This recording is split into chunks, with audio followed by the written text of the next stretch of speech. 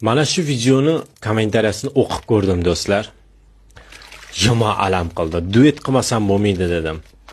Nima emish o'rtoqlar? Kommentariyasiga ayollar hammasi yozib qo'yibdi.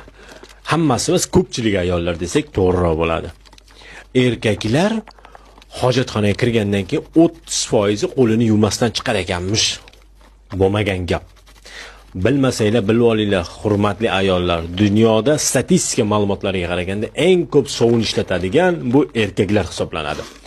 Misol uchun, bo'ydoqlar ayniqsa ko'p sovun ishlatadi, erkak bo'ydoqlar. Chunki xotini yo'q. Xotini bo'lgandan keyin sovun ikkinchi xotinidek bo'lib qoladi. Sovunni oladi, vannaga kirib ketadi, o'zi futbolkasini yuvadi, o'zi maykasini yuvadi, paypog'ini o'zi yuvadi. Xotini bo'lganda sovunga ehtiyoji qolmagan bo'lardi. Xotini bo'lmagani uchun sovun uni ikkinchi bir yordamchisi bo'lib qoladi o'rtoqlar. Opa, siz ham buncha ko'p sovuningizni maqtandingiz. Bizda ham sovunlar bor, bizda kirsovun bor. Nomi ham olmos. Olmos erkakka mos yeyiladi. Opa, siz bilmaysiz-da. Qo'lingiz oqarib ketdi bor. Meni kelajagimdan oppoq bo'ldi qo'lingiz. Qo'lingizdagi hamma bakteriyalar, parazitlar, mikroblar 100% top toza bo'ldi. Endi 1 yil qo'lingizni yuvmasangiz ham bo'ladi.